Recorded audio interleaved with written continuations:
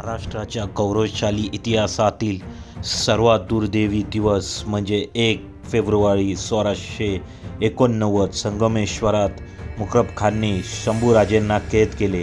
त्यानंतर औरंगजेबच्या आदेशावरून शंभूराजे आणि कवी कलश यांना कराड, बत्तीस शिरोळा, दौंड मार्गे ह्याच धर्मवीर गडावर, पूर्वीच्या बहादूर गडावर आणण्यात आले होते.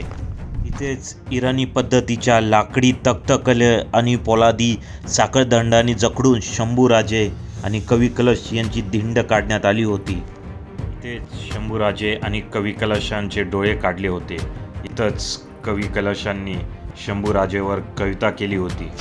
मित्रांनो, आज मी आलो आहे धर्मवीर गडावर. पेडगावला धर्मवीर गड आहे. छत्रपती शिवाजी महाराजांच्या सुपुत्र छत्रपती संभाजी महाराज, धर्मवीर संभाजी महाराज यांच्या जाज्वल्य स्वाभिमानाचं प्रतीक आहे हे धर्मवीर गड. धर्मवीर गडाला जर यायचं असेल तर तुम्हाला पेडगाव जे गाव आहे ह्या गावात हा गड स्थित आहे आणि इथे यायचा मार्ग सोपा आहे. जर पुण्यावरनं तुम्ही येत असाल तर पुणे दौंड मार्गे तुम्ही येऊ शकतात. 110 किलोमीटर आहे. नगर जिल्ह्यामध्ये लागतं पेडगाव, श्रीगोंदा तालुक्यामध्ये. त्याचबरोबर नगरवरनंही तुम्ही येऊ शकता श्रीगोंदा पेडगाव मार्गे. पूर्वी या किल्ल्याला पांडे पेडगावचा भुईकोट किल्ला असं संबोधलं जायचं. सन 1300 शतकात यादव काळखंडात हे ठिकाण प्रशासकीय आणि ऐतिहासिकदृष्ट्या अत्यंत महत्त्वाचं होतं. येथील व्यापारी पेठेतून भव्य व्यापार चालायचे. त्यामुळे संरक्षणाच्या दृष्टीने तटबंदीचा भुईकोट निर्माण केला होता. यादवांच्या पराभवानंतर हा किल्ला अहमदनगरच्या निजामांकडे गेला. जवळपास 200 एकर पसरलेल्या या भुईकोट किल्ल्यावर छत्रपतींचे पंजोबा श्री बाबाजीराजे भोसले मोकास म्हणून कामाला होते. मोकास म्हणजे महसूल जमा करण्याची जबाबदारी असणारा व्यक्ती. त्यानंतरच्या काळात बहादूरखांनी किल्ल्याचे डागडुजीकरण केले आणि किल्ल्याचे नाव स्वतःच्या नावावरून बहादूरगड ठेवले. 2008 मध्ये शंभूराजांच्या बलिदानाचं स्मरण मनात ठेवून स्थानिक शिवभक्तांनी या किल्ल्याचं नाव धर्मवीरगड नव्याने नामकरण केले. किल्ल्याकडे जाण्यासाठी असलेला कच्चा रस्ता पार करून पुढे आल्यावर दिसतो गडाचा मुख्य दरवाजा. गडाचा सगळ्यात प्रमुख भाग जो आहे तो ह्या मुख्य दरवाजातून आत गेल्यावर आपल्याला पाहायला भेटतो राजदरबार. त्याशिवाय शंभूराजांचं शौर्यस्तंभ पण याच ठिकाणी आहे. यात मुख्य दरवाजातून आत प्रवेश केल्यावर आपल्याला ते पाहायला भेटेल. मुख्य प्रवेशद्वारातून आत गेल्यावर समोरचा जो भाग आहे एकदम विरोधी दिशेला जो आहे तिथंच औरंगजेबचा दरबार भरायचा. औरंगजेब तिथं एका सिंहासनावर बसायचा. तिथं बसूनच तो आदेश द्यायचा, हुकूम सोडायचा. आणि ह्या ठिकाणी जे समोरचं आहे ते आहे शंभूराजे शौर्यस्तंभ. याच ठिकाणी छत्रपती संभाजी महाराज तसंच कवी कलश यांना ज्यावेळेस धर्मवीर गडावर आणण्यात आलं होतं याच ठिकाणी त्यांना साखळदंडाने बांधण्यात आलं होतं.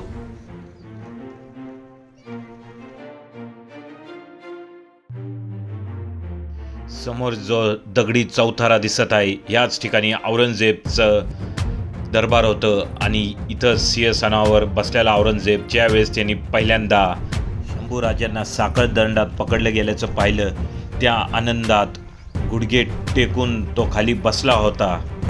हे पाहून शंभूराजांनी कवी कलश यांना म्हटले, सुचते का कवी तुम्हाला एखादी कविता? कवी कलशांना आश्चर्य झालं. मृत्यूच्या दारात आहे, औरंगजेबच्या दरबारात आहे आणि राजे म्हणतात सुचते का एखादी कविता? हाँ राजन, क्यों नहीं राजन, तुम हो सांचे, खूब लड़े हो जंग, देख तुम्हारा तेज तखत त्यजत औरंग. राजे क्या तुम लड़े हो, क्या तुम्हारा तेज, क्या तुम्हारा शौर्य. राजे आपका तेज देखकर औरंगजेब खुद का सिंहासन छोड़ के आपके सामने घुटने टेकते हुए बैठा है. हा सगळा आधी दरबार होता. औरंगजेबचे त्याची पूर्ण कामं इथून चालवायचा. संभाजी महाराजांना त्यावेळेस पहिल्यांदा तिथं आणलं होतं. त्यांनी बांधलं होतं. इथं औरंगजेब त्यावेळेस बसायचा. त्यावेळेस पूर्ण तख्त सोनेरी होतं आणि ह्याच्या खाली कालकोठडी. आणि ह्या कालकोठडीत संभाजी महाराजांना 14 दिवसाच्या ज्या वेतन दिलं त्या कालकोठडी ह्याच्या खाली खाली ही कालकोठडीचा रस्ता आहे तर तो बुजवलेला आहे. कालांतराने तो बुजवलेला आहे, त्यामुळे दिसत नाही. च्या खाली काल कोतडी होती आणि तिथं छत्रपती संभाजी महाराज व कवी कलश यांना ठेवण्यात आलं होतं व त्यांच्यावर अमानुष्य असं अत्याचार 14 दिवस इथं करण्यात आले. औरंगजेबच्या दरबाराच्या मागच्या बाजूला असलेली ही समोर दिसती ती इमारत म्हणजे दिवाने खास. आपण पाहू शकतो इथं बांधकाम करताना दगडांच्या ऐवजी विटांचा उपयोग केला आहे. त्यामुळे नंतरच्या काळात व्यापारी हेतूने इंग्रजांनी बांधकाम केलं असल्याचा अंदाज अनेक इतिहासकारांनी व्यक्त केला आहे. तसंच किल्ल्याच्या पाठीमागच्या बाजूला आपल्याला दिसतो भीमा आणि सरस्वती ह्या 2 नद्यांचा संगम. शंभू राजांच्या अमानुष छळाला बघून आजही ही भीमा नदी आपले अश्रू थांबवू शकत नाही. मोडेल पण वाकणार नाही आणि मरेल पण विकले जाणार नाही असं आपण लगेच म्हणून जातो या नदीला पाहून. परंतु हे वाक्य खरं करून दाखवणाऱ्या शंभू राजांचं स्वाभिमानी रूप बघण्याचं भाग्य या भीमा नदीला भेटलं. तसंच पेडगावच्या या भुईकोट किल्ल्याला भेटलं. या किल्ल्याच्या आजूबाजूला चारही बाजूंनी जवळपास 20 ते 25 किलोमीटरच्या अंतरावर कोणतंही डोंगर, किल्ला अथवा टेकडी नाही आहे. त्यामुळे शंभूराजेंना कैद केल्यानंतर औरंगजेबनी या किल्ल्याची निवड केली असावी. कारण डोंगर दऱ्यांच्या प्रदेशात मराठे मावळे आपल्या मोगल सैनिकाला गनिमी कावा करून जोडून काढतील आणि शंभूराजेंना सोडवून जातील. म्हणूनच औरंगजेबनी सपाट प्रदेशावर असलेल्या या किल्ल्याची निवड केली होती. असं असलं तरी एका ठिकाणी जास्त दिवस मुक्काम नको.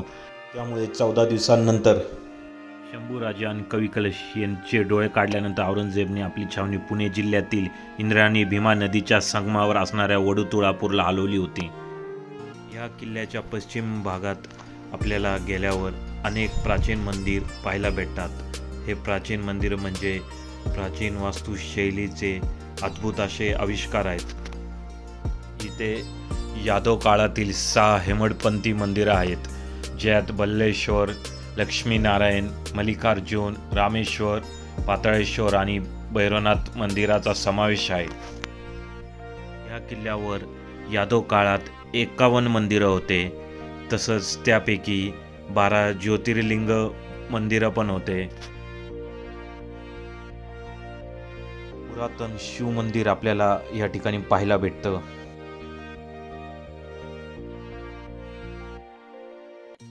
या मंदिरांच्या भिंतीवर कोरलेल्या शिल्पांवरून या मंदिरांचं बांधकाम यादव काळात हिंदू राजांनी केले आहेत असं इतिहास अभ्यासकांचं मत आहे आणि त्यात तथ्यताही आहे.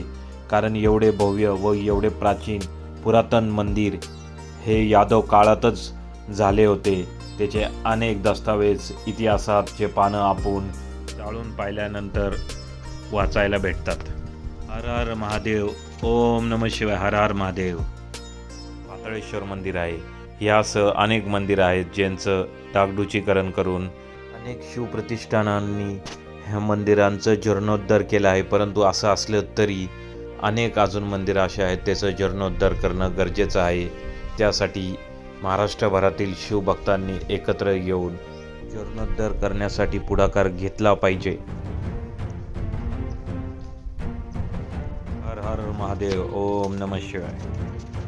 किल्ल्याच्या तटबंदी जर पाहिल्या आपण तर बऱ्याच तटबंदी अशा पडलेल्या आहेत. त्यांची दुरुस्ती करणं गरजेचं आहे. गडकिल्ले संवर्धन करणं ही सरकारची प्रमुख जबाबदारी आहे. तर मित्रांनो, हा होता आमचा आजचा असा ब्लॉग. छत्रपती धर्मवीर संभाजी महाराज यांच्या जाज्वल्य स्वाभिमानाचा प्रतीक असणाऱ्या धर्मवीर गडावर एकदा तरी तुम्ही आलं पाहिजे व त्यांच्या शौर्य स्तंभाला भेट दिलीच पाहिजे. असा हा गड आहे जिथून आपल्याला प्रेरणा मिळते की जर आपल्यावर अन्याय जरी होत असेल तरी त्याच्याविरुद्ध लढायचं, मोडेल पण वाकणार नाही, ही प्रेरणा आपल्याला छत्रपती संभाजी महाराज यांच्याकडनं भेटते. मित्रांनो, हा ब्लॉग आवडला असेल तर लाईक करा, शेअर करा, कमेंट करा.